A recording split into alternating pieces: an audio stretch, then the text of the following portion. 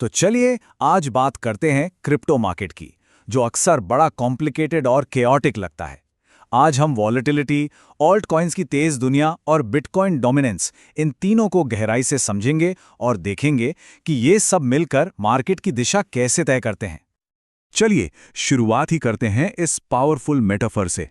मतलब ये सीधी सीधी चेतावनी है कि क्रिप्टो मार्केट में स्टेक्स कितने हाई हैं। जैसा कि हाल ही में कई लोगों के साथ हुआ जिनका पोर्टफोलियो लिक्विडेट हो गया, मतलब रातों रात सब बिक गया। ये झरना कोई मजाक नहीं है। यही तो सबसे बड़ा सवाल है ना? अगर मार्केट इतना खतरनाक हो सकता है, तो भाई इसमें टिके रहने और कामयाब होने की स्ट्रैटेजी क्या है? आज का हमारा ये एनालिसिस इसी सवाल का जवाब देने पर फोकस्ड रहेगा। तो सबसे पहले हमें मार्केट की सबसे बड़ी चैलेंज को समझना होगा, यानी वॉलेटिलिटी को। आमतौर पर लोग इसे एक प्रॉब्लम या बग की तरह देखते हैं, लेकिन क्या सच में ये एक बग है? तो यहीं पर सोचने का तरीका बदलना है। वॉलेटिलिटी कोई प्रॉब्लम नहीं है जिसे फिक्स करना है, बल्कि ये तो इस मार्केट का कह सकते हैं हम फंडामेंटल नेचर है। इससे डरने की नहीं, बल्कि इसे समझने की जरूरत है।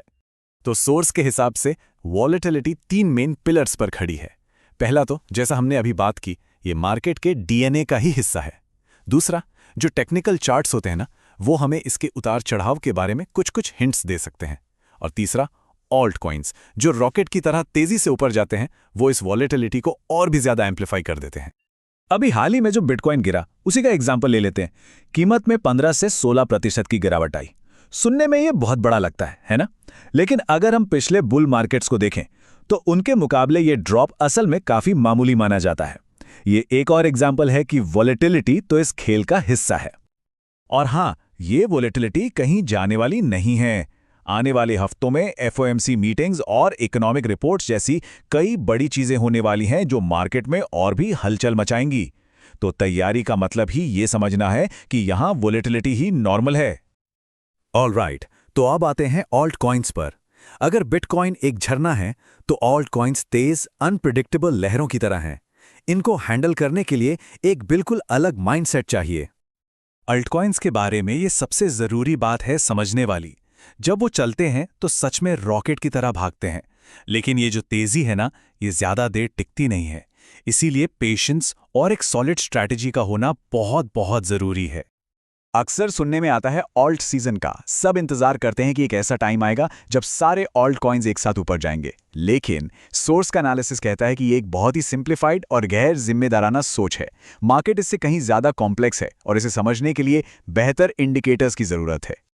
तो सवाल यह है कि अगर ऑल्ट कॉइन्स इतने अनप्रिडिक्टेबल हैं, तो इन्हें मैनेज कैसे करें? इससे निपटने का डिसिप्लिन तरीका क्या है?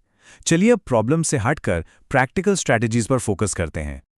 यहां एक बहुत सिंपल लेकिन पावरफुल रूल बताया गया है, द रूल ऑफ 15%। स्टेप 1, कोई कॉइन 15% ऊपर जाता है। स्टेप 2, अपनी होल्डिंग का 1/6 हिस्सा बेच दो। ये नियम काम इसलिए करता है क्योंकि ये वॉलेटिलिटी को एक प्रॉब्लम की तरह नहीं, बल्कि एक अपॉर्चुनिटी की तरह देखता है। और सबसे जरूरी बात, ये इमोशंस को गेम से बाहर कर देता है। और जानते हैं, इस तरह का डिसिप्लिन एक बहुत ही कॉमन इमोशनल ट्रैप से बचाता है। ये स्लाइड बहुत अच्छे से दिखाती है कि इमोशंस हमें कैसे धोखा दे सकते हैं। ये जो जिद होती है ना कि बस ब्रेक इवन हो जाए, मतलब अपनी लागत निकल आए, ये अक्सर एक जाल होता है। मैथ्स बिल्कुल क्लियर है। कोई कॉइन अगर 50% गिर गया है, तो उसे सिर्फ वापस अपनी जगह पर आने के लिए 100% बढ़ना होगा, जो बहुत मुश्किल है। तो अगर ऑल्ट सीजन जैसी कोई चीज नहीं है, तो फिर ऑल्ट कॉइन्स के लिए मार्केट का मूड कैसे पता करें? जवाब छिपा है बिटकॉइन डोमिनेंस में। यह है की पॉइंट।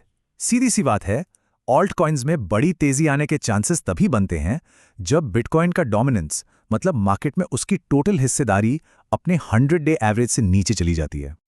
अभी हाल में ही हमने डोमिनेंस में एक बहुत तेज शिफ्ट देखा है।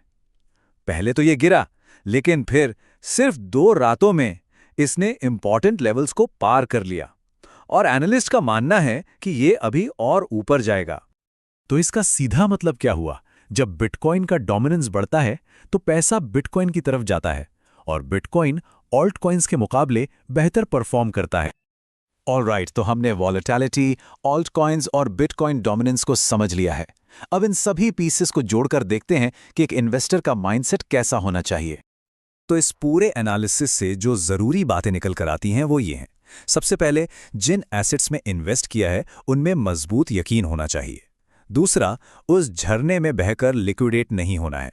तीसरा, प्रॉफिट लेने के लिए 15% वाले रूल का इस्तेमाल करें डिसिप्लिन के साथ। और आखिर में, मार्केट का मेन इंडिकेटर यानी बिटकॉइन डोमिनेंस पर हमेशा नजर बनाए रखें। आखिर में एक प्रैक्टिकल सलाह भी है। सोर्स का सुझाव है कि पोर्टफोलियो का कम से कम 50% हिस्सा बिटकॉइन में होना चाहिए। ये वॉलेटिलिटी के खिलाफ एक मजबूत एंकर की तरह काम करता है। और आखिर में ये सवाल जो सोचने वाला है, अगर वॉलेटिलिटी मार्केट की कोई प्रॉब्लम नहीं बल्कि उसका नेचर है, तो क्या उससे डील करने की स्ट्रैटेजी भी नहीं बदलनी चाहिए? शायद इसी सवाल पर सोचना ही इस मार्केट में कामयाबी की पहली सीढ़ी है।